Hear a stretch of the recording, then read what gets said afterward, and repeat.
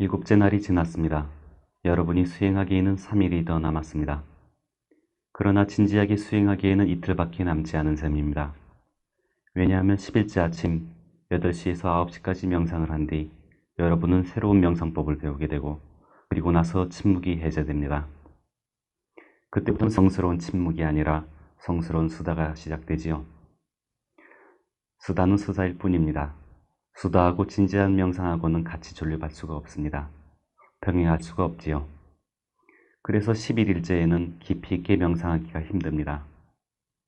그러나 그날은 아주 중요한 날입니다.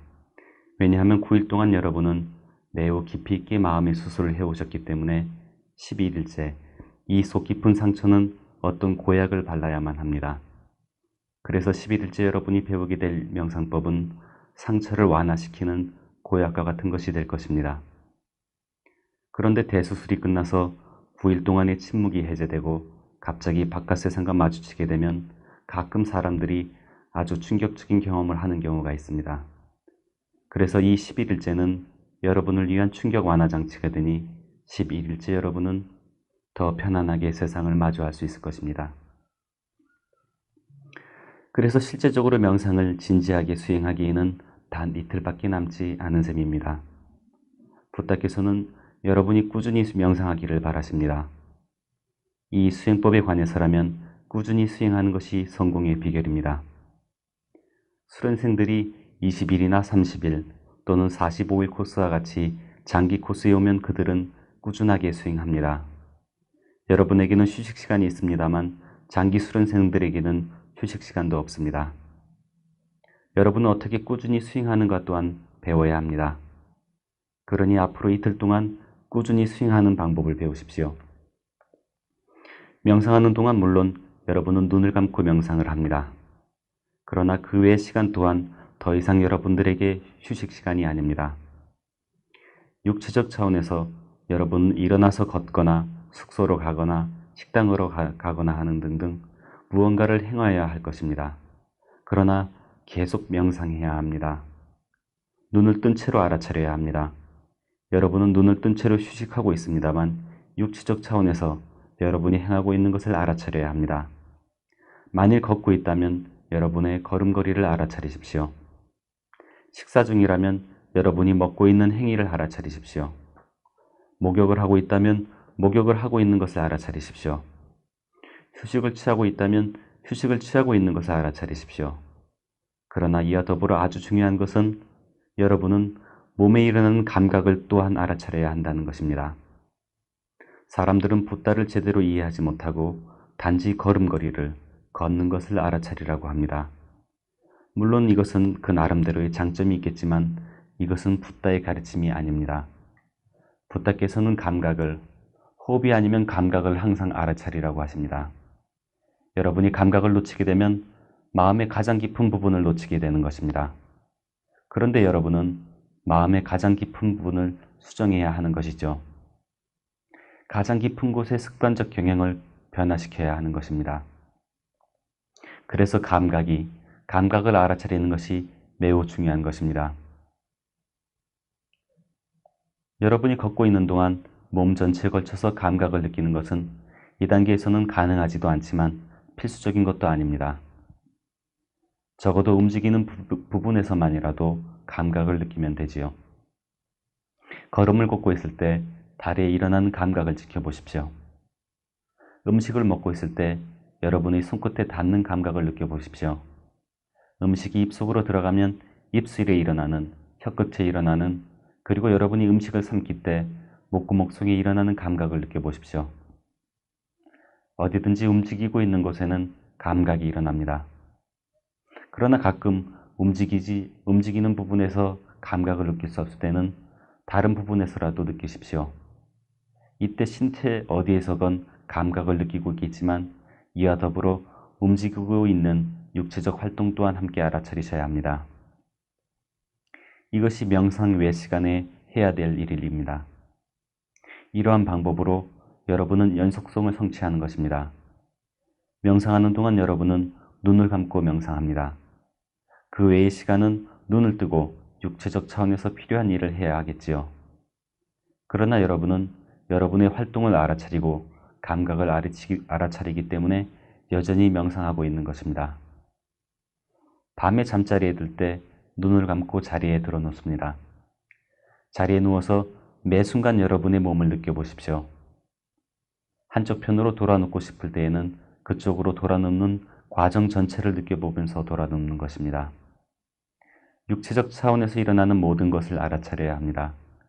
이것과 함께 감각을 또한 알아차려야 하지요. 물론 머리끝에서 발끝으로, 발끝에서 머리끝으로 순서에 따라 이동할 필요는 없습니다. 자리에 누워서 어떤 감각이 어디서 일어나든지 간에 그대로 알아차리시면 됩니다. 감각을 알아차리면서 감각을 느끼면서 여러분은 아주 깊은 잠에 빠지게 됩니다. 매우 좋지요. 밤은 숙면을 취하기 위한 것입니다. 다음날 아침 잠자리에서 일어날 때 다시 감각을 느낍니다. 다시 감각과 함께 시작하는 것이죠. 하지만 때로는 진지한 수련생의 경우 숙면을 취하지 못하는 경우가 종종 있습니다. 반은 잠자고 반은 깨어있는 상태인데 아주 좋습니다. 그리고 어떤 경우에는 밤새도록 잠 한숨 자지 못하는 경우도 있습니다. 이것은 아주 훌륭한 것입니다. 밤새도록 잠을 자지 않는 것입니다. 잠자리에 누운 채 눈을 감고서 잠이 오지 않아도 아무런 문제가 되지 않습니다. 감각을 느끼면 됩니다. 그런데 만일 여러분이 이런 제길 잠이 오질 않는군. 12시가 넘었는데 잠이 오지 않아. 1시가 넘어도 잠이 오지 않고 2시가 넘어도 잠이 오지 않네 라고 걱정하기 시작하면 그 다음날 여러분은 병자가 되어서 일어나게 될 것입니다. 이렇게 되면 비파사나를 수행하고 있는 것이 아닙니다. 그러나 여러분이 감각을 알아차리고 있으면 감각이 아니면 호흡을 알아차리겠지만 마음은 아주 평온하게 됩니다. 다음날 여러분은 마치 깊은 숙면으로부터 깨어나는 것처럼 아주 상쾌하게 잠자리에서 일어나게 되지요. 결국 자연은 두 가지 이유로 잠을 자게 하는 것입니다. 한 가지 이유는 육체를 쉬게 하는 것입니다. 하루 종일 육체를 써왔으니 밤에 휴식을 취하는 것이죠. 마찬가지로 하루 종일 마음 또한 분주했습니다. 그래서 마음도 휴식을 취하는 것입니다. 그러니 밤중에는 앉아서 명상하지 마십시오. 잠자리에 누운 채 육체를 편히 쉬게 하십시오. 육체를 편히 쉬게 하면 마음 또한 편히 쉬게 되고 잠에서 깨어나면 알아차리며 동시에 평정을 지키게 됩니다. 이렇게 편히 쉬게 되면 그 목적은 충족이 되는 것입니다. 육체는 완전한 휴식을 취하고 몸도 완전한 휴식을 취하는 겁니다. 다음날 여러분은 매우 상쾌함을 느끼게 되지요. 모든 인도 경전에는 세 가지 종류의 상태가 설명되어져 있는데 깨어 있거나 아니면 잠자고 있거나 아니면 꿈꾸는 상태입니다. 그러나 요기들에게는 네 번째 상태가 있는데 여기서 요기는 아사나와 뿌라나마 수련을 하는 사람들을 뜻하는 것이 아닙니다. 요기는 궁극의 진리와 하나가 된 사람입니다. 그런 사람들이야말로 진짜 요기, 비파사나 요기입니다. 그런데 지금 이 상태는 여러분이 깨어있는 병자로서가 아니라 정말로 깨어있는 고양된 상태입니다. 여러분은 자신 안에 일어나는 감각이 실제에 대해 깨어있으며 여러분의 마음은 완벽한 평정을 지키고 있습니다. 이것을 묘사하여 많은 경전들이 세상이 잠들 때 요기는 깨어있구나 라고 이야기하는 것입니다. 내면의 실제인 감각들에 대해 깨어있는 것은 밤중에 여러분들이 잠을 잘 때 나는 자고 싶지 않아. 나는 비파사나 요기야. 세상은 잠들라고 해. 나는 깨어있겠어 라고 하는 것이 아닙니다. 이것은 한 극단으로 치닫는 것입니다. 자연스럽게 졸음이 오면 잠을 자십시오. 그러나 잠이 오지 않을 땐 감각을 알아차리며 동시에 평정을 지키십시오. 걱정할 필요가 없습니다. 불안해하지도 마십시오. 여러분은 해야 할 일을 하고 계십니다. 감각적 차원에서 실제를 알아차리고 반응하지 않는 것입니다. 그리고 평정을 지키는 것이죠. 마음을 충분히 쉬게 하고 몸을 충분히 쉬게 하는 것입니다. 이런 식으로 남은 이틀을 잘 활용하십시오. 깊은 잠이 빠져 있을 때는 어쩔 수 없겠지만 그렇지 않으면 밤낮으로 계속해서 꾸준히 수행하라고 부다께서 말씀하신 대로 라텐디바 마탄디토 라텐디바 마탄디토를 수행하는 방법을 배우십시오. 심도 깊게 수술을 해서 앞으로 이틀 동안 여러분에게 극심한 고통의 원인이 되는 뿌리 깊은 콤플렉스들을 뽑아버리십시오. 뿌리채 뽑아내 버리십시오. 이 시간은 이러한 콤플렉스들로부터 해방될 수 있는 아주 훌륭한 시간인데 꾸준한 수행이 여러분들을 도울 것입니다. 번뇌가 아직도 일어나겠지만 7일을 경과하면서 이제 여러분은 그것들을 마주할 수 있도록 힘을 길렀습니다. 그만큼 강해진 것이죠. 더 이상 여러분을 상당히 동요하게 할 번뇌는 일어나지 않을 것입니다. 5가지 적들, 이 5가지 निवरणाज 니와라나들은 아직도 존재합니다. 그러나 그것들은 더욱 약해졌습니다. 그리고 여러분들은 5가지 친구들을, 훌륭한 도반들을 가졌고 그 도반들과 함께하면서 여러분은 이 도반들이 큰 도움이 된다는 것을 알게 되었습니다. 이 친구들은 그들의 순수성이 유지되는 한 정말로 큰 도움이 됩니다. 그러나 그 순수성을 잃어버릴 땐 이 친구들이 바로 우리의 적, 매우 해로운 적이 됩니다. 어떤 것이 우리의 친구들입니까? 무엇이 그들의 순수성입니까? 이해해 봅시다. 5 친구가 있는데 첫 번째 친구는 그 당시 언어로 श्रद्धा 삿다라고 불렸습니다. 이 말은 헌신 또는 믿음을 뜻합니다. 헌신이나 믿음은 매우 중요한 친구입니다. 자기가 수행하고 있는 것에 대해 어떤 믿음이나 헌신도 없는 사람이 어떻게 올바르게 수행할 수 있겠습니까? 줄곧 의심하고 회의적이라면 수행할 수가 없습니다. 그러니 여러분은 확신과 믿음을 가져야 합니다. 이제 7일이 지났습니다. 이때쯤 되면 이 수행법에 대해, 이 길에 대해 확신을 지녀야 하고 더욱 잘 수행할 수 있어야 합니다. 그러나 이런 확신이나 헌신 등의 믿음은 맹목적이 될 때 아주 큰 적이 됩니다. 맹목적인 믿음, 맹목적인 헌신, 맹목적인 신앙은 아무런 도움이 되지 않습니다. 오히려 그들은 큰 적입니다. 그러니 그것들이 맹목적이 되지 않도록 조심하십시오. 이 5가지 친구들이 모두 맹목적이 되면 그것들은 아무런 소용이 없게 됩니다. 어떤 방법으로도 우리를 도울 수 없게 됩니다. 그래서 그것들과 더불어서 지혜가 있어야 합니다. 이 친구들은 그와 더불어 지혜가 있어야 하며 그래서 여러분들은 이 친구들의 순수성을 이해해야 합니다. 헌신의 순수성은 여러분이 지혜를 함께 갖고 있을 때 나타나는 것입니다. 지혜가 없이는 맹목적이 되고 맙니다. 지혜는 우리의 눈과 같고 믿음은 우리의 다리와 같습니다.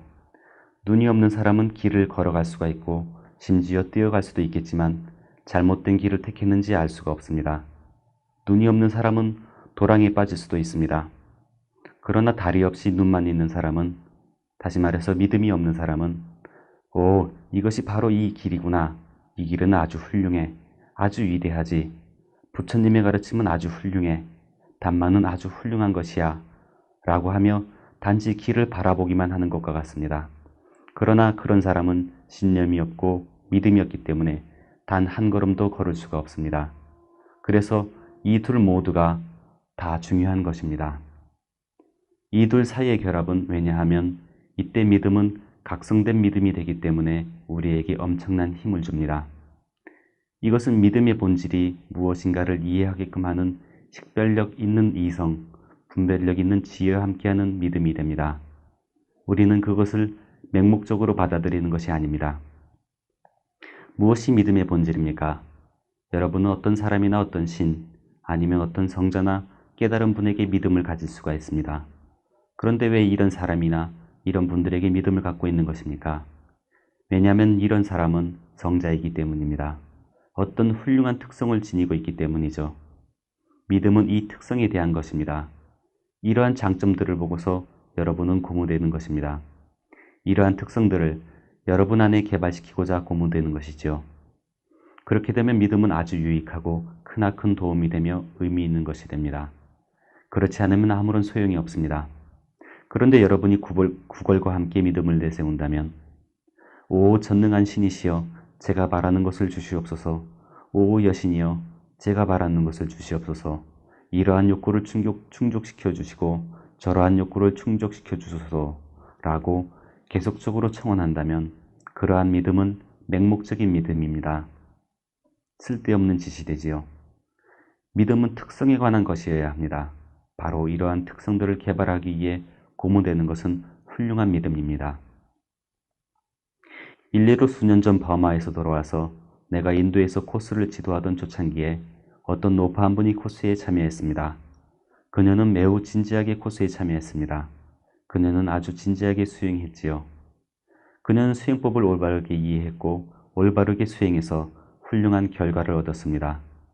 코스가 끝나고 집으로 돌아가서 1년간 그녀는 아침 저녁으로 꾸준히 수행했습니다. 그녀는 이 수행법을 그녀의 생활 속에 꾸준히 적용했습니다. 그리고 아주 많은 혜택을 모았지요. 1년 뒤 수행법을 단말을 더욱 확고히 터득하고자 그녀가 다시 코스에 참여했습니다. 그러나 그녀가 면담을 하러 와서는 자기 마음속에 한 가지 두려움이 있다고 나에게 말했습니다. 그 두려움이 무엇이었겠습니까? 그녀는 Bhakti 박디 컬트, 즉 숭배의 전통을 따르는 출신이었습니다. 그런데 이 길은 Gyan Marg. 기아나 마르가입니다. 기아나 마르가는 지혜의 길을 뜻합니다. 이 길은 제가 이해하기로는 최종 목적지까지 가는 것입니다만 제가 가지는 두려움은 내가 따르는 박디컬트, 나의 신앙을 떠나지 않고 싶다는 것입니다. 저는 그것을 유지하고 싶습니다. 그래서 저는 이 법을 닦음으로써 나의 박디, 나의 믿음을 잃게 될까봐 두렵습니다.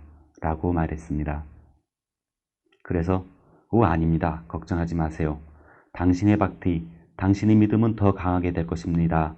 라고 그녀에게 말했습니다. 그렇지가 않습니다, 선생님. 이런 종류의 수행법에는 박디가 믿음이 설 자리가 없습니다. 그녀는 이해하지 못했습니다. 그래서 그렇다면 당신이 믿는 신에게 정말로 믿음을 가지고 있습니까?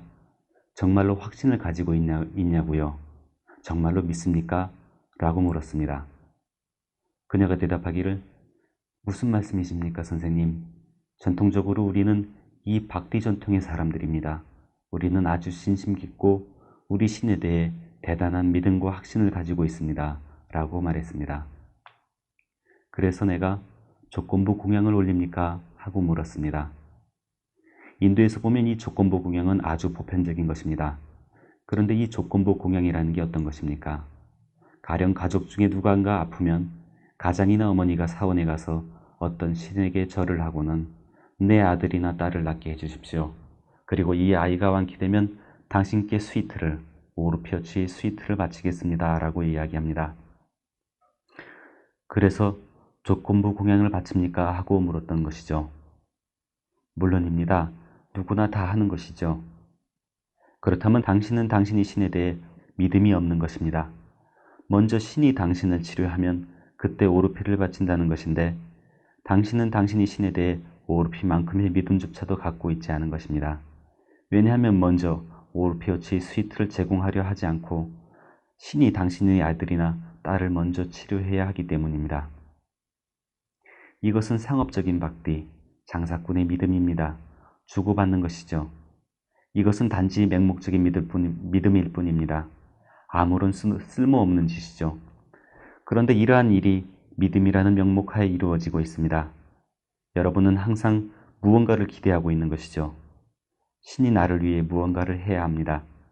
깨달으신 분이 나를 위해 무언가를 하셔야 하지요. 성자 또한 나를 위해 무언가를 하셔야 합니다. 항상 무언가를 기대하고 있는 것입니다. 이것은 순수한 박디가 아닙니다. 누군가 말하기를 그는 훌륭한 박다, 라마를 믿는 훌륭한 신봉자라고 이야기합니다. 라마에 그렇게 훌륭한 장점을 지닌 분이 신봉자가 되는 것은 훌륭한 것입니다. 여러분은 그러한 장점들을 기억하며 여러분의 삶 속에 그것을 흡수하려고 노력해야 합니다. 이것이 훌륭한 박디이지요. 그러나 사람들은 이렇게 하려 하지 않습니다. 훌륭한 덕성을 지닌 라마의 이야기를 들어보셨을 겁니다. 라마는 장남이었습니다. 그런데 그의 아버지가 결정을 내리시길 자기 아들이 후계자가 되기를 바라는 가장 젊은 앙비인 그의 막내 부인에게 약속을 했었기 때문에 내키지는 않았지만 라마가 숲속에서 유배 생활을 해야 한다고 결정했습니다. 라마는 14년 동안을 떠나 있어야 했지요. 가장 어린 동생 바라다가 왕위를 계승하게 되었습니다. 그러나 라마는 그래, 내 동생이 왕궁의 모든 풍요로움을 누리도록 해야지. 그래도 나는 행복하거든. 숲속에서도 행복할 거야 라고 이야기하며 아주 기꺼이 왕궁을 떠났습니다. 그런데 그가 떠나자 그의 부왕이 죽었습니다. 부왕이 결정을 내릴 당시 출타 중이었던 동생이 돌아와서는 이 모든 사실을 알고서 충격을 받아 라마가 진정한 왕위 계승자이지 내가 아니다 라고 소리쳤습니다. 그래서 숲속까지 쫓아와 라마에게 안 됩니다 형님, 제발 왕궁으로 돌아오십시오. 형님이야말로 왕관의 주인, 왕궁의 주인입니다. 제가 형님 대신 숲속에서 머물겠습니다. 부왕께서는 잘못된 결정을 내리신 것입니다. 옳지 못한 결정을 내리신 것이죠. 라고 이야기했습니다. 큰형이 라마는 안 된다. 그럴 순 없다. 이것은 아버님의 명령이다. 내가 왕궁의 모든 풍요로움을 누려야 한다. 라고 이야기했습니다. 인간의 역사 전체를 통틀어서 형님 먼저, 아우 먼저 하며 서로 왕권을 양보한 또 다른 예는 없습니다. 이렇게 훌륭한 사람이 라마입니다. 어떤 사람들은 자기가 라마의 신봉자라고 이야기합니다. 어떤 형제들은 자기들이 라마의 신봉자라고 주장하고는 민사소송, 형사소송을 걸며 물고 뜯고 싸웁니다. 무엇 때문에 그렇습니까? 재산을 분배할 때 형님이 또는 아우가 더 많은 돈을, 더 넓은 땅을 가졌기 때문에 싸웁니다. 라고 이야기합니다. 그러면서도 자기들은 라마의 훌륭한 신봉자라고 이야기하지요. 라마가 참 불쌍하게 됐습니다. 그가 하늘 어딘가에 떠 있다면 무슨 이런 신봉자들을 뒀단 말인가. 저들은 내가 지닌 장점들로부터 어떤 자극도 받질 않는군. 나를 따르는 삶을 살려고 하지 않아. 그럼에도 불구하고 나의 신봉자라고 부르다니 라고 하며 눈물을 흘릴 것입니다. 정신 나간 짓입니다. 이런 식의 믿음은 쓸모없는 짓입니다. 그런데 라마는 전능한 신으로, 전능한 신의 화신으로 여겨지고 있습니다. 우리가 어떻게 이 불쌍한 신을 전능하게 여기는지 보십시오. 우리는 그분을 평가절하한 것입니다. 대단한 평가절하지요. 어떤 사람은 라마의 이름을 이마에 새기고 팔뚝에 새기고 가슴에 새기고 라마라고 쓰여진 옷을 입습니다. 라마가 이스라엘이야말로 자기의 훌륭한 신봉자이구나 하고 알아볼 수 있도록 말이죠. 라마가 그의 이름을, 자신의 이름을 듣기 좋아했다면 사람들은 그의 이름을 언제나 암송해야 했을 것입니다. 만약 라마가 세상의 창조주였더라면 사람들이 오직 라마라고 암송하게 만들었을 것입니다.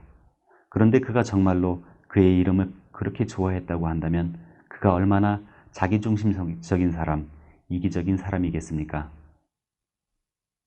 신이 인간을 자기 형상대로 만들었다고 합니다. 그러나 나는 그렇지 않다고 생각합니다. 인간이 신을 자기 형상대로 만드는 것이죠. 자기들 좋아하는 대로 말입니다. 우리는 그러한 신을 원하고 그의 이름을 계속해서 암송하면 그 신은 우쭐해질 것입니다. 그렇게 되면 옳든 그르든 무슨 짓을 하더라도 그분이 우리에게 이런저런 혜택을 줄 것이기 때문에 우리는 모든 혜택을 얻게 될 것입니다. 이렇듯 우리가 우리 자신의 상상으로부터 이러한 신을 만들어내는 것입니다. 일례로 자기 이름을 아주 좋아하는 제정신이 아닌 고행가가 있다고 합시다. 매일같이 사람들은 고행가 하며 이야기를 해야 합니다. 라디오에서도 고행가 하고 TV에서도 고행가 하며 신문에서도 고행가 해야 합니다. 그리고 사람들은 고행가에게 사원을 지어 바치고 그의 동상을 세우고 고행가 만세 하며 춤을 춰야 하지요. 그러면 이 고행가는 우쭐해져서 좋다라고 이야기합니다. 완전히 마시간 고행가죠. 그는 이렇게 자신의 이름을 들음으로써 우쭐해지는 신을, 상상 속의 신을 창조합니다. 무슨 일을 한 것입니까? 신이 참 불쌍하게 됐습니다. 불쌍하게 됐지요. 그가 만일 실제한다고 한다면 우리는 그를 대단히 깎아내리는 셈입니다. 이런 일이 바로 믿음이 맹목적인 믿음이 될 때 벌어지는 일입니다. 장점들로부터 고무되는 것을 망각하고 스스로 이 장점들을 개발하기를 망각하는 것이죠. 이때 믿음은 매우 해로운 것입니다. 누군가 나는 예수님을 따르는 신자입니다 라고 말합니다. 좋습니다. 그렇게 성스러운 분이 있겠습니까? 성인들 중에 으뜸되는 분이시죠. 참된 성인인가 아닌가를 아는 데에는 잣대 하나가 있는데 죽음의 순간에 어떤 마음 상태를 간직하는가 하는 것입니다. 어떤 마음을 지니고 떠나는가 하는 것이죠. 예수님께서는 죽도록 고문받고 십자가에서 돌아가셨습니다. 그분이 고문받을 때 그분은 자신을 괴롭히는 사람들에 대해 일말의 성냄이나 혐오 또는 증오를 일으키지 않았습니다. 저들이 하고 있는 것을 모릅니다. 저들은 무지한 사람들입니다. 그들의 행위로 인해 벌을 받지 않게 하소서. 저들은 무지합니다. 라고 기도하며 오로지 사랑과 자비를 일으켰습니다. 사랑과 자비뿐이었지요. 정말로 성스러운 분입니다. 누군가 나는 예수님을 믿습니다 라고 이야기하고는 다른 사람을 향해 일말의 사랑과 자비와 선의조차도 개발하지 않는다면 이러한 믿음은 맹목적인 믿음입니다. 누군가 내게 와서 나는 예수님을 따르는 신자입니다. 왜냐하면 그분이 하느님의 아들임을 믿기 때문이죠 라고 말했습니다. 그분이 하느님의 아들이랍니다. 그래서 뭐가 어떻다는 겁니까? 그분이 여러분들로부터 증명을 받고 싶어 했다면 그래, 많은 사람들이 내가 하느님의 아들이라고 증언하는구나 라고 하며 대단히 기뻐하겠죠. 무슨 구세주가 이런 구세주가 다 있습니까? 우리가 정신 나간 것이죠. 도대체 무엇을 하고 있는 것입니까? 그분이 하느님의 아들이라는데 어떤 의혹이 있습니까? 그분은 하느님의 아들이었습니다. 그런데 도대체 무엇이 하느님입니까? 진리가 하느님입니다. 사랑이 하느님이죠. 자비가 하느님이고 순수함이 하느님입니다. 그리고 여기에 진리와 사랑과 자비와 선의와 순수함의 아들이 있는 것입니다. 그분은 이 모든 것들의 아들, 하느님의 아들입니다. 이 특성들이, 이 덕성들이 중요한 것입니다. 우리가 이러한 덕성들을 우리 스스로 개발하려고 노력한다면 그때에는 물론 우리는 예수님의 훌륭한 신자입니다. 그렇지 않다면 신자가 아니죠. 맹목적인 믿음, 맹목적인 신앙이 되는 것입니다. 아무런 소용없는 짓이죠. 누군가 나는 부처님의 제자입니다 라고 이야기합니다. 아주 훌륭하지요. 붓다의 제자가 되는 것은 완전히 깨달아 해탈하신 붓다께 믿음을 갖는다는 것입니다.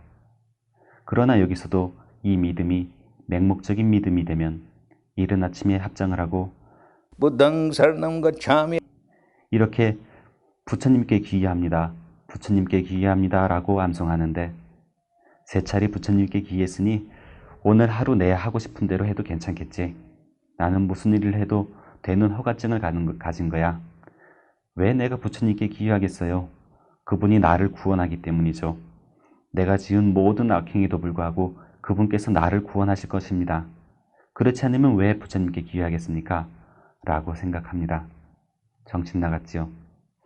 사람들은 붓다께서 부처님께 귀의하라고 할 때 그분이 뜻하고자 하는 의미를 이해하지 못한 것입니다. 어떤 의미가 있습니까? 깨달음이 그 특성에 귀의한다는 뜻입니다. 그리고 깨달음에 귀의한다는 말은 당신 스스로 깨달음을 개발해야 한다는 뜻입니다.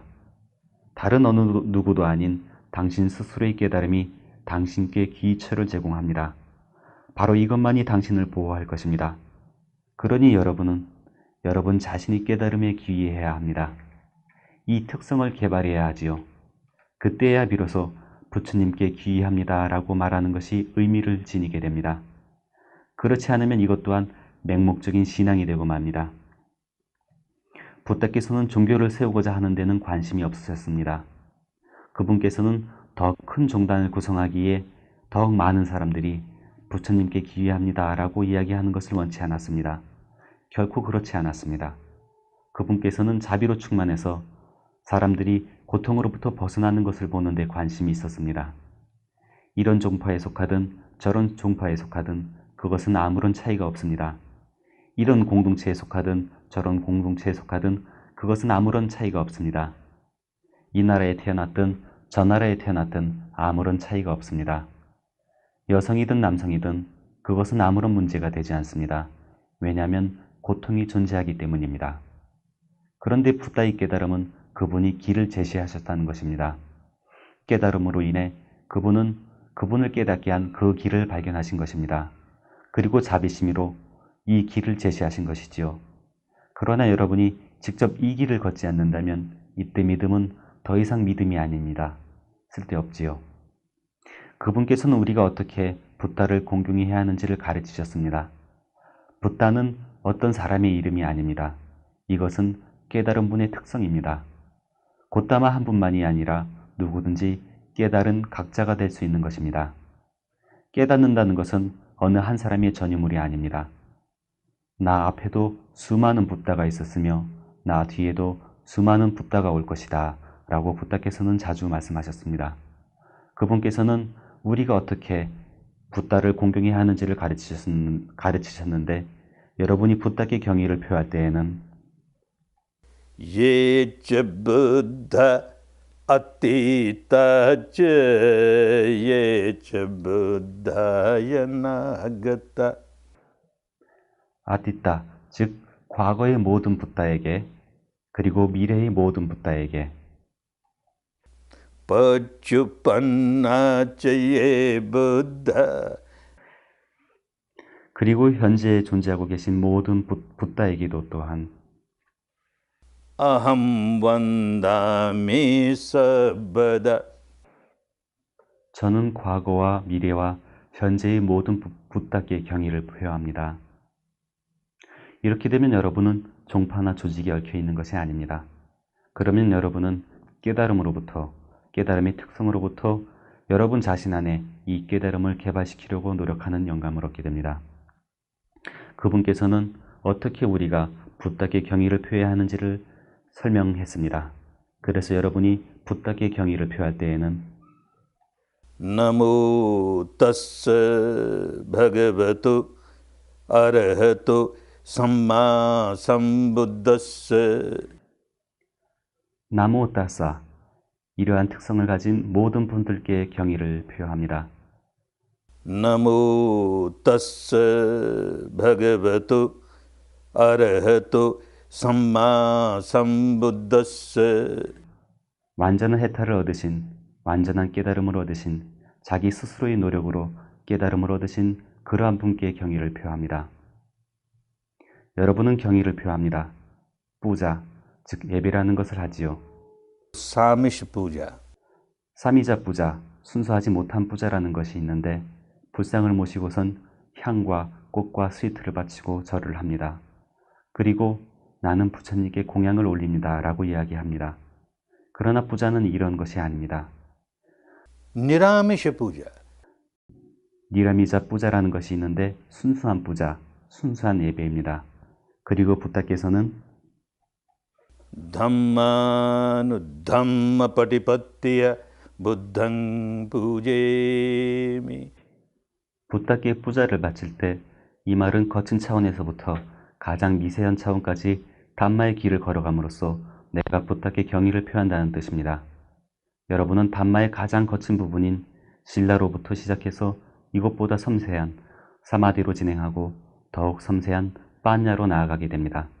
그리고 이것조차도 초월해서 가장 미세한 궁극적 실제인 니빠나, 열반을 경험하게 됩니다. 이것이 여러분이 붓다께 경의를 표하는 방법입니다. Dhammanu dhamma patipattiya buddhang pujemi. 붓다의 가르침인 담마는 잘 이해해야 합니다. 누군가를 존경하는 것은, 누군가의 믿음을 갖는 것은 맹목적이 되어서는 안 됩니다. 그렇지 않으면 쓸데없는 짓이 되고 맙니다. 마찬가지로 붓다를 존경할 때에도 우리는 붓다의 특성을 기억해야 합니다. 어떤 것들이 붓다의 특성입니까? 붓다의 이 특성들은 Itipiso bhagava arahang samma sambuddho vidya charana sampanno sugato lokavidu anuttaro purisa dhamma sarathi sattha deva manussanang buddho bhagavati. 이티피소 바가바, 그분께서는 바가반이십니다. 그런데 무엇이 바가반입니까? 25세기 동안 인도는 이 바가반이라는 단어의 뜻을 상실했습니다. 요즘은 장마철에 개구리가 튀듯이 어디를 가나 바가반이 있습니다. 내가 바가반이라고 모두가 다 주장합니다. 그런데 어떤 분이 진짜 바가반입니까? 25세기 전에는 어떤 분이 바가반이었습니까? भग्गरागोति भगवा भग्गदोषोति भगवा भग्गमोहोति भगवा. 모든 라가, राग 즉 갈망을, 모든 도사, दोष 즉 혐오를, 모든 모하, मोह 즉 무지를, 미혹과 환상을 부수 없앤 해탈의 영광스러운 삶을 사신 분이 바가바입니다. 그래서 이 모든 부정성들이 제거되기 전까지는 자신을 바가바라고 부르는 것은 잘못된 것입니다. 붓다는 바가반이었습니다.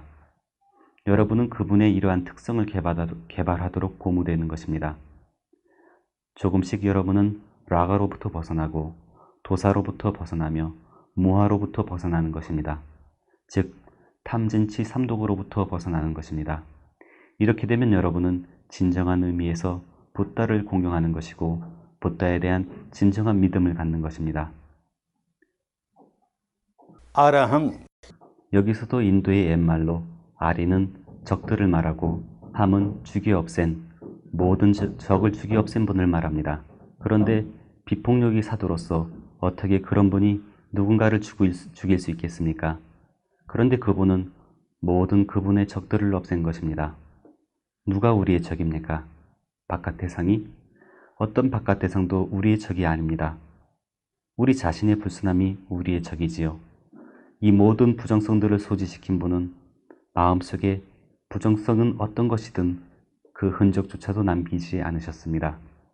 그래서 아라함이 되었고 모든 적들을 없애신 것입니다. 삼마 삼부ද්ධ 붓다께서는 그분 자신의 노력으로 완전한 깨달음을 얻으셨습니다.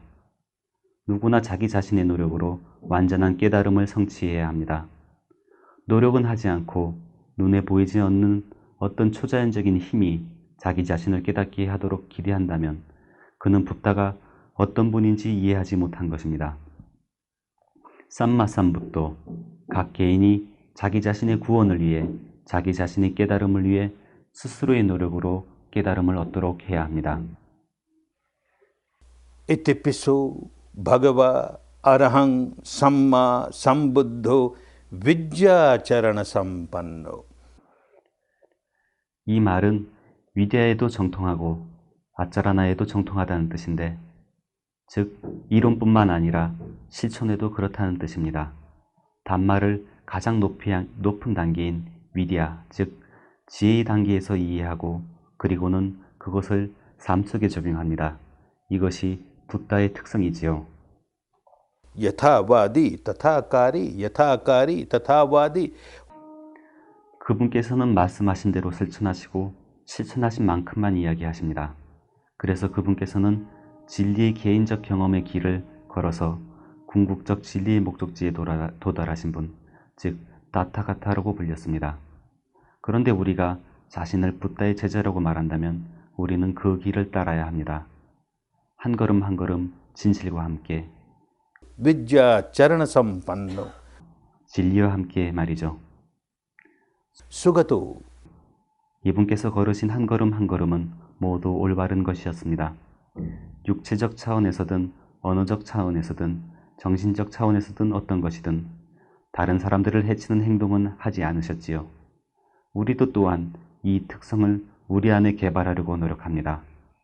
우리의 모든 걸음은, 모든 행위는 다른 사람을 위한 것이어야 하며 다른 사람을 해치는 것이 되어서는 안 됩니다. लोकविदु. 육체적 구조 안에서 우주 전체의 진리를 깨달았다는 뜻인데 우리도 육체적 구조 안에서 우주 전체의 진리를 경험하기 위해 한 걸음 한 걸음 걷기 시작했습니다. 일생 동안 붓다께서는 크나큰 자비심으로 사람들에게 봉사하셨습니다. 그분께서는 나이 35세의 깨달음을 얻었고 80세에 열반하셨습니다. 45년간을 밤낮 없이 사람들에게 봉사하신 것입니다. 세상은 고통으로 차 있고 사람들은 고통받고 있구나. 그래서 부다께서는 이 훌륭한 길, 훌륭한 수행법을 발견하셨습니다. 그리고는 대자비심으로 밤낮 없이 봉사하셨지요. 그분께서는 2~3시간밖에 주무시지 않으셨는데 그것도 알아차림과 지혜를 가지고 단지 누워 계실 뿐이었습니다. 그 외에는 항상 봉사하고 계셨습니다. 그분의 전생에는 사람들에게 봉사하는 것이었습니다. 80세가 되어서 어느 날 그분께서는 3개월 뒤 나는 이 육신을 떠날 것이다. 네, 어디로 갈까? 라고 말씀하셨습니다. 그 말씀을 하실 때에 부처님은 인도의 동부 어딘가에 계셨는데 북인도의 중부지방에 있는 큰 도시인 쿠시나가루로 가기로 결심하셨습니다. 그곳에 도착하셨을 때에는 보름날이었는데 그분께서는 이 보름날 밤이 닿을 때 마지막 숨을 거두실 것이었습니다. 부다께서는 나무 아래 누워 계셨는데 시자인 아난다가 그분을 모시고 있었습니다. 그런데 갑자기 내일 아침 날이 밝으면 부처님께서는 떠나가실 것이다. 시내에는 그분을 따르는 신도들이 수천 명이나 있는데 부처님께서 이 시내에 이렇게 가깝게 와 계셨다는 것을 알게 되면 그들은 이 멍청한 아난다가 우리에게 연락을 안 했구나. 그렇지 않았더라면 적어도 우리는 그분을 찾아뵙고 그분이 살아계실 동안 마지막 경의를 표할 수 있었을 텐데 라고 생각하겠지. 이것은 내 의무이다. 그들에게 알려야지. 라고 하는 생각이 아난다의 마음속에 떠올랐습니다. 그래서 그는 시내로 달려가서 한두 사람에게 이 사실을 알렸습니다. 이 이야기는 순식간에 산불처럼 도처에 퍼졌습니다. 그래서 아주 많은 사람들이 내일 아침이면 부처님께서 떠나가실 테니 그분이 살아계신 동안 경의를 표해야지 라고 생각하며 찾아오기 시작했습니다. 수많은 사람들이 오게 되었는데 아난다는 그들을 어떻게 통제해야 할지 몰랐습니다. 아난다는 줄을 서서 더욱더 많은 사람들이 경의를 표할 수 있도록 인사를 드리고 지나가십시오 라고 부탁했습니다. 초저녁 밤이 지나가고 자정이 지났습니다. 그리고 이제 이른 새벽이 다가오고 있었지요. 몇 분 안으로 부다께서 떠나가실 것이었습니다. 그러나 아직도 아주 많은 사람들이 있었습니다. 그런데 줄 맨 앞에 서 있던 어떤 사람이 떠나려 하지 않았습니다. 안 됩니다. 저보고 그분의 몸만 보고 인사를 올리라고요. 그렇게 해서 제가 무엇을 얻을 수가 있습니까? 저는 그분으로부터 그 훌륭한 수행법을 배우고자 합니다. 저는 그분이 완전히 깨달았다는 것을 알고 있습니다. 그분은 그 길을 알고 계시지요. 그분이 떠나시고 나면 당신들이 무엇을 가르칠지 나는 알 수가 없습니다. 올바르게 가르칠 수도 있겠지만 그렇지도 못할 수 있겠지요. 그분이 살아계시는 동안 저는 그 법을 배우고자 합니다. 라고 그가 이야기했습니다. 아난다는 이보시오. 몇 분이면 부처님께서 마지막 숨을 거두시게 됩니다. 지금은 단말을 가르칠 시간이 아닙니다. 라고 이야기했습니다. 그래도 그 사람은 안 됩니다. 안 됩니다 하며 반복했지요. 그렇다면 인사를 드리고 싶지 않다면 그만두십시오. 다른 사람들이 올 수 있도록 자리를 양보하십시오. 그는 인사를 드리지도 않았고 자리를 비키지도 않았습니다. 이런 대화가 부다의 귀에 들어갔고 누군가 목을 축이려고 한 모금 물을 마시기 위해 강가에 온 것 같은데 그에게 안 됩니다. 당신은 갈증을 해소할 수가 없습니다. 물을 마실 수가 없습니다. 강물에 단지 경의만 표하고 지나가십시오 라고 이야기하고 있구나 하고 생각하셨습니다. 강물이 넘쳐 흐르기 시작한 것입니다. 자비의 강물이 넘쳐 흐르기 시작한 것이죠. 아난다야, 내게 올 수 있도록 그를 허락하거라. 그는 담마가 필요하니라. 그는 담마를 받을 자격이 있다. 그는 담마가 필요하구나. 내게 보내거라. 담마를 가르치겠다. 라고 말씀하셨습니다. 마지막 숨을 거두시는 동안에도 부다께서는 단 한 사람이라도 도를 얻어야 한다. 한순간이라도 소비할 수가 없구나 라고 생각하시며 담마를 가르치셨습니다. 단지 가르치고 교화하며 자기 자신의 편의는 돌보지 않은 채 사람들을 도우실 뿐이었습니다. 우리가 그러한 자비와 사랑과 선의와 자기 희생을 약간만이라도 개발한다면 그때에는 우리 스스로를 부처님 제자라고 말하는 의미가 있을 것입니다. 그렇지 않으면 이것은 단지 의식과 제식이 되어버리며 아무런 의미도 없게 되는 것이죠. 누군가 담마에 귀의합니다. 부처님이 거룩한 가르침인 담마를 믿습니다라고 이야기하는데 담마가 무엇입니까? 담마가 무엇인지 이해하지 못하고 단지 담마에 귀의합니다라고 이야기하는 것은 아무런 소용이 없습니다.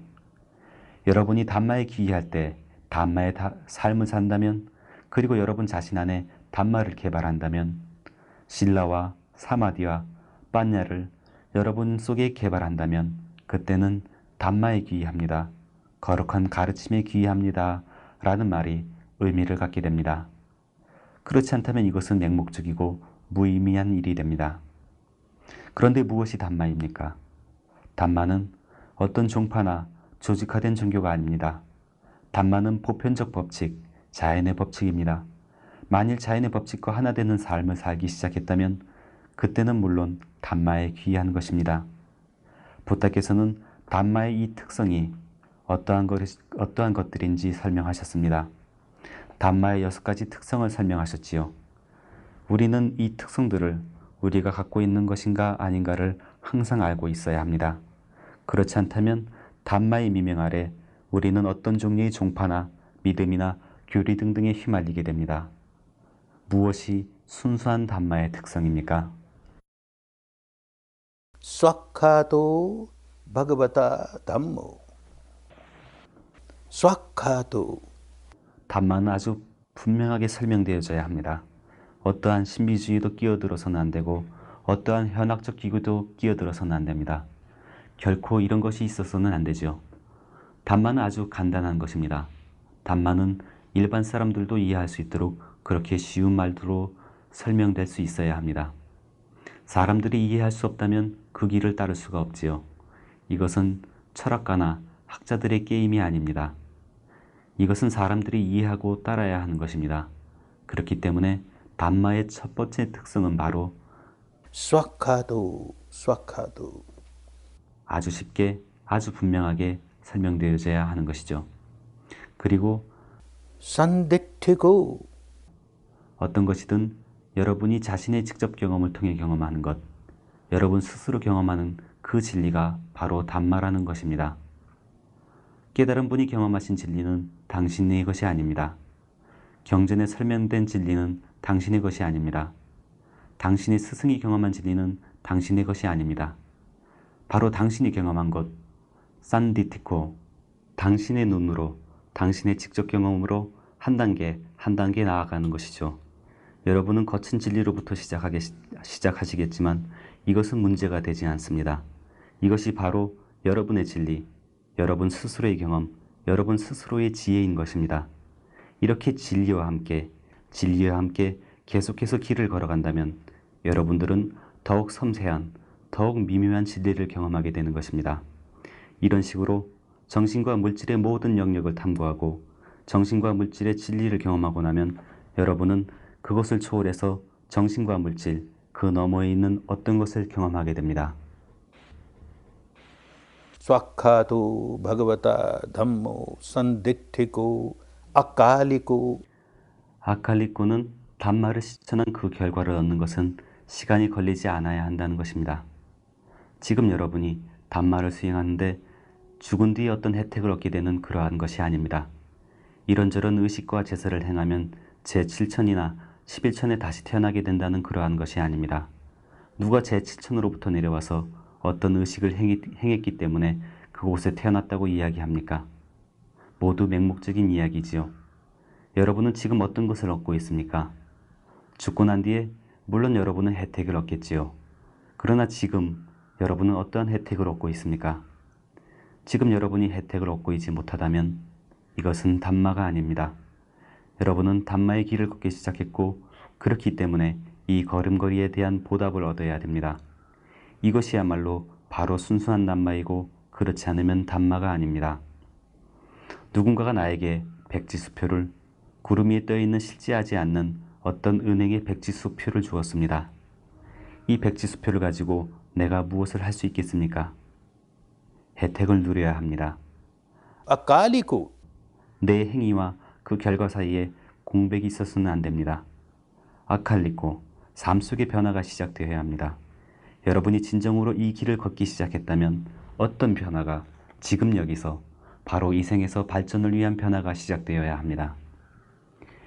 에히파시고 에히파시코는 또 다른 담마의 한 가지 중요한 특성입니다. 누군가 담마의 길을 진정으로 걷기 시작했다면 그는 그것이 진정한 담마인지 아닌지 판단하고 점검해 봐야 합니다.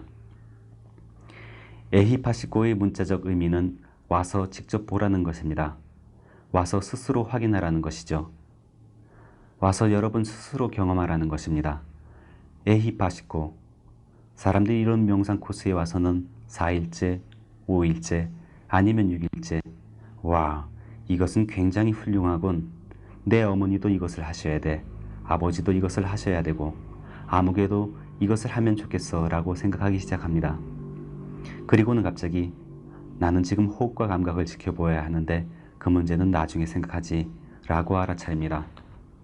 그리고는 또다시 얼마 지나지 않아 아 그래 아무개가 매우 고통받고 있는데 이 사람이야말로 이것을 수행해야 돼 라고 생각하기 시작합니다. 이것이 바로 에히파시코입니다. 이것이 담마의 한 가지 특성이지요. 이것은 지적 게임을 하고 있는 것이 아닙니다. 여러분은 신앙적 또는 감정적 게임을 하고 있는 것이 아닙니다. 여러분은 실제로 무언가를 경험하고 있는 것입니다. 코스에 참여해서 이 법문은 대단히 훌륭해 라고 이야기하는 사람들이 있는데 무슨 법문이 훌륭하다는 것입니까? 담마가 훌륭하구나 하고 여러분이 그것을 지적 만족을 채우기 위한 것으로 생각하신다면 아무런 도움이 되지 않을 것입니다. 사람들이 여기 와서 명상하는데 명상하기 때문에 딴 생각을 할 수 없습니다만 10일이 지나고 나면 누구든 만나는 사람마다 이것은 대단히 훌륭합니다. 저는 그것을 맛보았어요. 대단히 좋습니다. 이것은 저를 도왔습니다. 당신도 가서 한번 해보십시오. 당신도 가서 한번 해보십시오. 라고 생각하기 시작합니다. 이것이 바로 담마를 정말로 맛보았는가 아닌가를 잴 수 있는 잣대인 것입니다. 진정으로 담마를 맛보았다면 어떤 혜택을 얻게 되어 있습니다. 그리고 혜택을 얻었다면 이 혜택을 다른 사람과 나누고 싶어 하게 됩니다. 만약 어떤 사람이 작가라면 그는 글을 써서 더욱더 많은 사람들이 담마에 대해 알도록 하고 싶어 합니다. 사실 많은 사람들이 이런 수행법이 전해지고 있고 전수되고 있는지 모르고 있습니다. 연설가라면 곳곳에서 연설을 할 수 있겠지요. 그리고 재정적으로 안정이 되어 있다면 더욱더 많은 사람들이 와서 이익을 볼 수 있도록 돈을 쓰려고 할 것입니다. 그러나 이것은 하나의 조그만 종파이니 빗바사나 교세를 확장합시다 라고 생각하며 당신의 종파를 확장하고자 하는 그러한 것이 아닙니다. 결코 그러한 것이 아니지요. 어디서나 사람들은 고통받고 있습니다. 더욱더 많은 사람들이 담마와 이 수행법과 만나게 된다면 고통으로부터 벗어나게 될 것입니다. 이러한 사랑과 자비를 느끼는 것입니다. 그리고 누군가는 내가 코스에 참여했을 때 누군가가 기부를 했기 때문에 모든 설비가 갖추어져 있었지. 그뿐만 아니라 많은 사람들이 사심없이 봉사해 주었고 그랬기 때문에 아주 평화롭고 아주 편안하게 명상할 수 있었던 것이야. 이제 나도 내 인생의 열흘을 봉사해야지. 코스에 참여해서 봉사해야지 라고 느낍니다. 이런 식으로 사람들은 봉사를 하러 옵니다. 에히파시코, 더욱 많고 많은 사람들이 혜택을 얻기를 바라는 것입니다. 보시를 하는 것은 좋은 것입니다. 더욱 많은 사람들이 이 설비들의 혜택을 볼 수 있게 되기 때문이죠. 그러나 봉사를 하는 것은 더욱 좋습니다. 가치를 평가하는 것은 그 의도라는 것을 잊지 마십시오. 여러분이 기부금을 내면 다른 사람들이 고통으로부터 벗어날 수 있도록 돕기 위한 것입니다. 여러분은 누군가에게 음식과 물과 약을 제공하기에 기부하는데 이 모든 것들은 좋지요. 그러나 담마의 가르침을 위해 기부한다면 어떤 것도 이것과 견줄 수는 없습니다. 여러분의 의도는 사람들이 그들의 고통으로부터, 그들 전체의 고통으로부터 벗어나게 되기를 바라는 것이기 때문입니다. 여러분이 봉사를 할 때나 기부를 할 때 기부금을 내려고 결정한 그 순간은 좋은 순간이며 여러분의 의도는 훌륭한 것입니다. 여러분이 실제로 기부금을 냈을 때 그 의도는 훌륭한 것이죠. 그러나 여러분이 10일 동안 봉사를 할 때는 이 10일 동안 쉬지 않고 계속적으로 봉사하게 됩니다. 그리고 그렇게 하는 매 순간마다 여러분은 많은 사람들이 단말을 얻고 있구나. 그래, 이렇게 많은 사람들이 그들의 고통으로부터 벗어나고 있는 것이지 라고 느낍니다. 10일 동안 계속적으로 여러분은 이 바람이 이 공덕을 개발하는 것이며 이 의도, 이 선의를 개발하는 것입니다. 훌륭한 것이죠. 이렇게 봉사를 해본 사람들은 그들이 봉사를 하기 시작했을 때 그들 자신의 명상이 더욱더 강해진다는 것을 발견하게 된다는 것을 나의 경험을 통해 알고 있습니다. 여러분이 누군가에게 음식을 제공할 때 자연은 여러분으로 하여금 여러분을 굶주리게 하지 않습니다. 마찬가지로 여러분이 누군가에게 단말을 전할 때 여러분의 단말은 그 보답으로 더욱더 강해지게 됩니다. 더 큰 단말을 얻게 되는 것이죠. 그래서 이런 식으로 사람들은 에히파시코의 특성을 더욱더 생각하게 됩니다. 더욱더 봉사해서 더욱 많은 사람들이 단말을 얻도록, 더욱 많은 사람들이 단말을 얻도록 해야지라고 생각합니다. 이것이 바로 진정으로 단말을 수행했는가 아닌가를 잴 수 있는 그 척도, 그 특성인 것입니다. Oppaneiku. 만약 그것이 순수한 단말하면 그 길을 걷는 여러분의 모든 걸음걸이는 여러분으로 하여금 최종 목적지에 더욱더 가깝게 다가가게 할 것입니다. 이 길은 그러한 것입니다. 이것은 고속도로처럼 여기저기 굽어 있지 않고 곧게 뻗은 탄탄대로입니다. 막다른 골목으로 들어갔다가 되돌아 나오는 그러한 것이 아닙니다. 모든 발자국들은 여러분을 최종 목적지에 다가가게 하는 것이죠. 이것이 바로 오빠나에코입니다. आदि में कल्याणकारी, मध्य में कल्याणकारी, अंत में कल्याणकारी. 이것은 그 시작에서 유익한 것이며 그 중간에서도 유익한 것이며 그 마지막에도 유익한 것입니다. 여러분이 신라를 수행하기 시작했다면 여러분은 이로움을 얻기 시작합니다. 여러분이 사마디를 수행한다면 더욱더 많은 이로움을 얻게 됩니다. 여러분이 빠냐를 수행하면 더욱 많은 이로움을 보게 되지요. 그리고 무한한 혜택인 최종 목적지에 도달하게 되는 것입니다. 이 길에 있어서는 여러분이 내어 걷는 모든 걸음걸이가 좋은 결과를 내게 됩니다. 이 단마의 길에 있어서는 여러분의 노력은 아무리 작은 것이라 할지라도 단 한 발자국이라 할지라도 쓸모없는 것은 없습니다. 이것을 일러 오빠나이꼬라고 합니다. पश्चात्तं वेदितव्यो विन्यूहीति. 빠짜땀은 모든 이들이 직접 경험을 뜻합니다. 사람들은 이런 종파나 저런 종파, 이런 공동체나 저런 공동체에 속할 수 있지만 이것은 아무런 차이가 없습니다. 단마는 모두를 위한 것입니다. 누구나 자기 스스로 수행함으로써 단마의 이로움을 볼 수가 있는 것입니다. 이것은 여러분이 먼저 특정 종교로 개종을 하면 이 종교가 여러분을 돕게 되는 그러한 것이 아닙니다. 결코 그러한 것이 아니죠. 만약 그렇다면 그것은 무언가 잘못된 것입니다. 누구나가 단마이의 도움을 받을 수 있는 것입니다. 힌두교를 믿는 사람은 자신을 힌두라고 계속 부를 수 있고 크리스천은 크리스천대로, 유대인은 유대인대로, 무슬림은 무슬림대로, 불교도는 불교도대로 자신을 부를 수 있는 것입니다. 이것은 아무런 차이가 없습니다. 왜냐하면 인간은 인간이기 때문입니다. 무지로 인해서 사람들은 갈망과 혐오와 집착을 계속 일으킵니다. 그리고 이 때문에 사람들은 아주 동요되고 아주 고통받게 되지요. 이 길은 마음속의 오물들을 제거함으로써 고통으로부터 벗어나도록 하는 것입니다. 누구나 수행할 수 있고 똑같은 결과를 얻을 수 있습니다. पश्चात्तं वेदितव्यो विन्यूहीति. 즉 이것은 직접적으로 경험되어야 하는 것입니다. 지적 게임을 하는 것은 아무런 소용이 없는 것입니다. 붓다 이전이나 동시대 그리고 그 이후에도 인도의 전반적인 수행 정통 속에는 갈망과 집착으로부터 그리고 환상과 미망으로부터 벗어나라고 하는 똑같은 가르침이 있었습니다. 이것은 전혀 새로운 가르침이 아니었습니다. 이것은 모두가 지적 차원, 감정적 차원의 가르침이었습니다. 그런데 여기에 새로운 의견이 하나 있습니다. 감각을 지켜보십시오. 여러분의 갈망은 유쾌한 감각 때문에 비롯됩니다. 혐오감으로부터 벗어나십시오. 여러분의 감각을 지켜보고 그것을 관찰하십시오. 불쾌한 감각이 일어날 때마다 혐오감은 시작되는 것입니다. 라고 이야기하며 갈망으로부터 어떻게 실질적 차원에서 벗어나는가를 보여주신 분께서 가르침을 펴신 것입니다. 이분께서는 실천적 차원에서 가르침을 펴신 것이죠. 이것이 바로 빠짜땀 베리따보입니다. 베다나, 즉 느낌의 차원에서 실제를 이해해야 하고 고통으로부터 벗어나야 합니다. Vinyuhi. 현명한 사람은 누구든지 이렇게 할 수 있고 이것을 수행할 수가 있습니다. 이것은 누구에게나 가능한 것입니다. 이것이 바로 담마의 특성입니다. 이 특성들을 이해하고 이 길을 걸어가기 시작한다면 그 혜택은 당연히 얻어지게 되는 것입니다. 마찬가지로 사람들은 승가에 귀의합니다 라고 이야기합니다. 어떤 사람에게 귀의하는 것은 그 사람의 특성에 귀의하는 것이죠.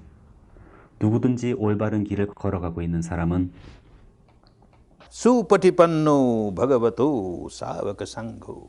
Ujupatipanno bhagavato savaka sangho. Nyayapatipanno bhagavato savaka sangho. Samichipatipanno bhagavato savaka sangho. 누구든지 올바른 길을, 정도를, 진리를, 지혜의 길을 걷는 사람은 그 길을 계속 걸음으로써 계속 걸어감으로써 성자가 되는 그 단계에 도달한 그 사람을 일러 승가라 합니다. 해탈에는 4단계가 있는데 그중 적어도 그 첫 번째 단계에 도달했을 때 그때를 진정한 승가라고 합니다. 그렇게 성스러운 사람을 봄으로써 우리는 영감을 얻습니다. 그리고 이 영감으로 우리는 그 길을 걷기 시작하게 됩니다. 이것이 바로 승가에 귀의한다는 것입니다. 이때의 믿음은 자신의 삶 속에 담마를 적용하기 시작한다면, 자신의 삶 속에 이러한 특성들을 개발하기 시작한다면 이것은 지혜와 함께하는 좋은 믿음이 되는 것입니다. 이것이 삿다, 첫 번째 우리의 중요한 친구인 믿음인 것입니다. 두 번째 중요한 친구는 그 당시 언어로 Virya. 위리아라고 불렸는데, 위리아는 노력을 뜻합니다. 올바른 노력을 뜻하지요. 어떻게 노력을 올바르게 해야 하는지를 몰라서 잘못된 방법으로 노력을 한다면 그 결과를 얻을 수 없게 됩니다. 그래서 어떻게 해야 하는가 하는 올바른 노력은 중요한 친구입니다. 인도에는 옛날 이야기가 하나 있는데, 달 밝은 어느 날 밤 북인도의 아주 오랜 성스러운 도시인 바라나시의 4명의 친구가 밤새도록 배를 저어가기로 결심했습니다. 그들이 보트를 탔는데 바라나시는 대마초 흡연과 한각지가 유명한 도시였습니다. 그들은 이 모든 것들을 즐겼고 노를 저어가기 시작했습니다. 노를 젓기 시작했죠. 계속 노를 저어서 밤새 땀 흘리며 노를 저었는데 먼동이 토오르기 시작했고 그들의 보트가 1cm도 움직이지 않고 있음을 발견했습니다. 보트가 꿈쩍도 않고 있었던 것이죠. 이게 어떻게 된 일이지? 그런데 그중 한 사람이 보트를 강뚜기 나무에 매어 놓았던 로프를 아무도 풀지 않았다는 것을 발견합니다. 이 무지에 사슬이 연결되어 있는데 여러분은 땀을 흘리며 계속 노를 젓고 있는 것입니다. 그런데 무엇을 얻을 수 있겠습니까? 어떻게 노력해야 하는지를 알아야 하고, 그리고 이 길이 어떠한 길인지 이해하며 이 수행법이 어떠한 것인지 이해하며 지혜롭게 올바르게 노력해야 합니다. 그렇게 하면 여러분들은 최종 목적지에 도달하게 될 것입니다. 그러나 그렇지 않다면 여러분의 모든 노력은 아무 소용없게 됩니다. 이래서 위리야, 올바른 노력이 중요한 것입니다. 그리고 세 번째 중요한 친구는 Sati. 즉 알아차림, 깨어있음입니다. 사티라는 말은 2가지 뜻이 있는데 그 하나는 스무르띠로서 기억이라는 뜻입니다. 간혹 이렇게 해석해서 여러분이 기억하기 시작한다고 하는데, 전생에 대한 이 기억은 해탈을 위한 수행법의 일부가 될 수 없습니다. 사티의 또 다른 뜻 하나는 알아차림, 그것도 항상 현재 순간의 알아차림이어야 합니다. 여러분은 과거를 알아차릴 수가 없고 단지 그것을 기억할 수 있을 뿐입니다. 여러분은 미래를 알아차릴 수가 없고 단지 이것을 생각할 수 있을 뿐입니다. 그러나 그것을 알아차릴 수는 없는 것이죠. 알아차림은 순간에서 순간으로 항상 현재 시점의 것이어야 합니다. 여러분이 경험하는 것은 무엇이든 그것을 알아차려야 합니다. 여러분이 무엇을 경험하든지 그것을 알아차리는데 표면적 차원에서 알아차리고 더욱 깊은 차원에서 알아차리는 것이죠. 여러분이 감각을 대상으로 수행할 때 여러분은 그것을 더 깊은 차원에서 알아차리는 것입니다. 여러분이 걷고 있을 때 그 걸음걸이를 알아차리고 음식을 먹고 있을 때 그 먹고 있는 행위를 알아차리는 동시에 여러분은 여러분의 감각을 알아차려야 하는 것입니다. 만약 이 감각에 대한 알아차림을 놓쳐버린다면 여러분은 최종 목적지에 도달할 수 없게 됩니다. 여러분은 여러분의 걸음걸이를 매우 잘 알아차릴 수가 있을 것이고 여러분 모든 행위에 대해서 끼어 있을 수 있는 기능을 훌륭하게 개발할 수 있을 것입니다. 그러나 이때 감각을 놓쳐버리게 된다면 여러분은 해탈의 최종 목적지에 도달할 수 없게 될 것입니다. 서커스를 하는 소녀의 예를 들어보겠습니다. 이 소녀는 팽팽한 주리를 걸어가는데 걸음걸이를 매우 조심하지요. 그녀가 끼어 있지 못하면 떨어져 다리가 부러질 수 있습니다. 심지어 죽게 될 수도 있는 것이지요. 그래서 한 걸음 한 걸음 그녀는 깨어 있고 모든 행동을 알아차리고 있습니다. 그러나 이 소녀는 아라한이 되지는 못합니다. 감각이 어떻게 일어나는지 그리고 이 감각들에 대해 어떻게 평정을 지키는지를 모르기 때문에 그녀는 완전히 해탈할 수가 없는 것이지요. 무대에서 춤추는 소녀들 또한 마찬가지입니다. 모든 걸음걸이와 행동을 주의합니다만 감각에 대해서는 모르고 있죠. 이렇게 해서는 최종 목적지에 도달할 수가 없습니다. 감각은 붓다의 가르침입니다. 여러분이 감각과 함께 수행할 때, 다시 말해서 여러분이 감각을 알아차릴 때 여러분은 아니자라고 하는 그 감각의 특성을 이해하게 되며 이러한 이유와 함께 여러분은 평정심을 유지하게 되는 것입니다. 이렇게 되면 이것이야말로 가장 깊은 차원에서 마음의 습관적 경향을 바꾸는 방법이 되기 때문에 여러분은 해탈의 길을 가고 있는 것이 됩니다. 그렇지 않으면 여러분은 단지 마음의 표면적 차원에서 수행할 뿐입니다. 그러므로 사티는 그것이 어떤 것인가 하는 올바른 지혜와 함께 올바른 사티가 되어야 합니다. 그렇게 사티와 함께 올바르게 수행한다면 최종 목적지에 도달하게 될 것입니다. 그리고 사마디가 있는데 Samadhi, 사마디는 Samma Samadhi. 즉 올바른 사마디가 되어야 합니다. 사마디가 무엇인가에 대해 올바르게 이해해야 합니다. 단순한 집중은 크게 도움이 되지 않습니다. Kusal Chittasya Ekaggata. 집중은 순수한 마음에서 비롯되어야 합니다. 이 말은 집중의 기초가 무지로부터 벗어나 있어야 한다는 것이죠. 만일 여러분이 가공의 대상을 상정하고 이 가공의 대상으로부터 도움을 얻어 마음을 집중한다면 이것은 삼마 사마디가 아닙니다. 또는 마음 저심층에 무언가를 바라는 갈망을 갖고 있다면 그래서 이러한 사마디로 무엇을 얻고 어떤 것을 얻고자 한다면 이것은 도움이 되지 않습니다. 또는 마음 저심층에 혐오감을 갖고 있다면 이것 또한 올바르게 작용하지 않지요. 갈망과 혐오와 무지, 즉 탐진치로부터 자유로워야 합니다. 순간에서 순간으로 여러분이 경험하고 있는 그 대상은 여러분의 사띠는 순간에서 순간으로 여러분이 그 실제를 꾸준히 알아차리는 그만큼 그 기간만큼이 여러분의 참된 사마디가 됩니다. 그리고 다섯 번째 친구는 Panya, 즉 지혜 그리고 우페카 Upekha. 평정입니다. 매우 중요한 것인데 여기서도 마찬가지로 빤야가 단지 직접 차원에서의 것이거나 아니면 단지 어디서 듣거나 읽은 것이라면 이러한 수타마야 빤야 Sutmaya Panya, 또는 찐따마야 빤야는 Chintamaya Panya. 크게 도움이 되지 않습니다. 이것은 바와나마야 빤야가 되어야 합니다. Bhavanamaya Panya. 이것이 바로 부다께서 인류에 공헌하신 것입니다. 여러분은 감각적 차원에서 지혜를 경험해야 합니다. 그때에만이 진정한 빤야입니다. 감각적 차원에서의 지혜는 여러분의 직접 경험과 평정, 그리고 지혜인데 이것이 여러분을 마음의 가장 깊은 차원에서, 즉 갈망과 혐오로부터 여러분을 자유롭게 하는 것입니다. 이것이 바로 여기서 여러분이 수행하기 시작한 것이고 여러분의 삶 속에서 수행해야 하는 것입니다. 일상생활 속에서 감각을 느끼면서도 갈망과 혐오로 반응하지 않아야 하는 것이죠. 이것이 아니자, 바로 아니자구나 라고 이해하며 여러분의 마음은 고요하게 되는 것입니다. 그렇게 되면 여러분은 어떻게 이러한 평정심이 여러분의 일상생활 속에 표현되기 시작하는지를 발견하게 됩니다. 그런데 만일 여러분이 아니자를, 평정심을 단지 지적 차원이나 신앙적 차원에서만 받아들인다면 이것이 여러분의 일상생활 속에서 나타나기를 기대할 수는 없을 것입니다. 흥망성쇠는 삶 속에서 일어나기 마련이고 우리의 삶은 변화무쌍하기 마련입니다. 어떻게 이 모든 감각들을 일상생활 속에서 평정심을 가지고 대할 수 있습니까? 만약 그럴 수 있다면 이때 빤냐는 참된 빤냐가 됩니다. 다시 우리나라의 옛날 이야기 하나가 있는데 아주 부유한 사람이 늙어 죽었습니다. 그리고 이것 관습에 따라 그의 두 아들이 함께 살기 시작했는데 한동안은 같이 살았지만 얼마 지나지 않아 어떤 오해가 생겼습니다. 그래서 그들은 다투기 시작했고 모든 재산을 나누게 되었습니다.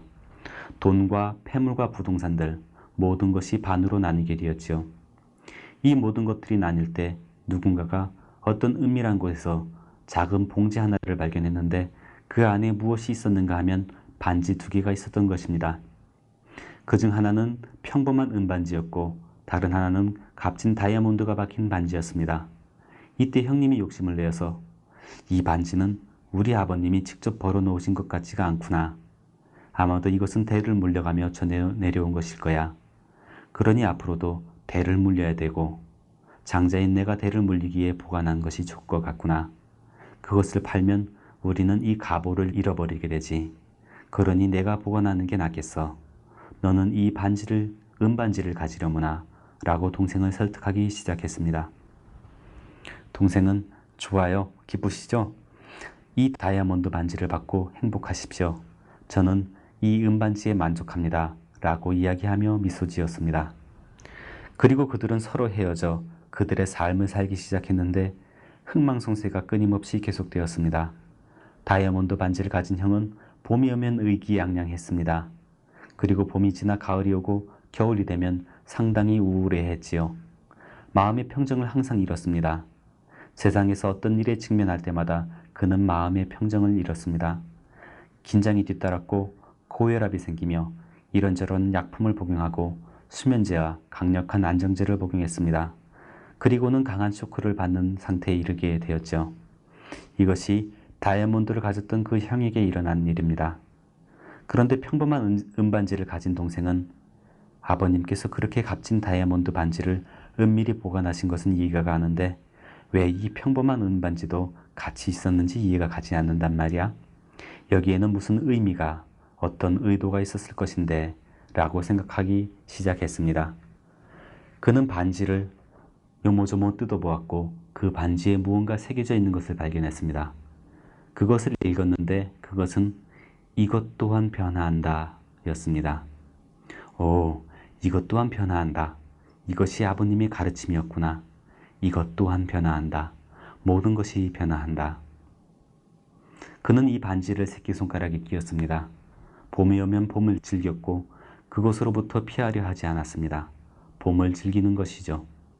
반지를 바라보며 그래, 이것 또한 변화하지. 영원한 것이 아니야 라고 생각했습니다. 봄이 지나가면 그는 나는 이것이 변화할 줄 알고 있었어. 이제 변화하고 있는 것이지. 이런 것일 뿐이야. 별로 신경 쓸 일이 아니지 라고 생각하며 미소 지었습니다. 그는 마음의 평정을 잃지 않았습니다. 겨울이 오면 다시 한번 반지를 보며 이것 또한 변화할 것이다 라고 되뇌었고 쥐어짜거나 우울해하지도 않았습니다. 이것 또한 변화할 것이다. 자연의 법칙은 이러한 것이지. 이것은 변화해야만 하지 라고 생각했지요. 흥망성쇠가 끊임없이 반복하게 되어 있고 우리의 인생은 변화무쌍하기 마련입니다. 우리가 이것 또한 변화할 것이다. 이것 또한 변화할 것이다 라고 이해한다면 반지를 바라볼 필요가 없겠지요. 사실 그 반지는 우리 마음 안에, 그 실제는 우리 마음 안에 붓다로부터 물려받아 간직하고 있는 것 아니겠습니까? 그러니 이것은 변화할 것이다 라고 하는 이 실제를 내면에서 바라보십시오. 아주 고통스러운 경험을 하게 되거들랑 그래, 이것 또한 변화할 것이다 라고 되뇌이십시오. 아주 유쾌한 흐름을 느끼게 되면 그래, 이것 또한 변화할 것이지 라고 생각하십시오. 물론 이러한 변화는 항상 있는 것입니다. 그것을 경험하는 것이죠. 여러분이 내면에서 경험하는 진리는 무엇이든 어떠한 것이든 그 똑같은 진리가 이것은 변화할 것이다, 이것은 변화할 것이다 라고 하며 바깥에서 나타나게 되는데 여러분은 완벽히 마음의 평정을 유지하는 것입니다. 그렇게 되면 이 친구는 아주 좋은 친구가 되는 것이죠. 5가지 이 모든 친구가 훌륭한 친구들입니다. 적들에 대해서는 걱정하지 마십시오. 어떤 적들도 여러분을 해칠 수 없습니다. 이 5가지 친구와 유대관계를 체크하십시오. 그리고 그들을 순수하게 하고 오염되지 않도록 하십시오. 지혜롭게 어떻게 이 친구들을 활용할 수 있을까를 생각하십시오. 그렇게 되면 여러분은 한 걸음 한 걸음 최종 목적지를 향해 나아간다는 것을 알게 될 것입니다. 앞으로 이틀간은 진지한 명상의 날들이 될 것입니다. 깊은 잠에 빠져 있을 때를 제외하고는 밤낮 할 것 없이 수행의 연속성을 지키도록 하십시오. 다른 수련생들 이야기는 상관하지 말고 여러분 자신의 수행을 진행하십시오. 아주 크고 깊게 마음의 수술을 하십시오. 아주 깊게 박힌 모든 콤플렉스들을 뽑아버리십시오. 여러분이 콤플렉스들을 많이 뽑아내면 뽑아낼수록 그만큼 해탈이 가까워집니다. 고통으로부터의 해탈이 가까워지는 것이죠. 삶은 이러한 부정성들이, 정신적 부정성들이 가득하기 때문에 고통으로 가득 차게 되는 것입니다. 그것들로부터 벗어나서 참된 평화, 참된 조화, 참된 행복을 누리십시오. 여러분 모두가 참된 평화, 참된 조화, 참된 행복, 참된 행복을 누리시기를.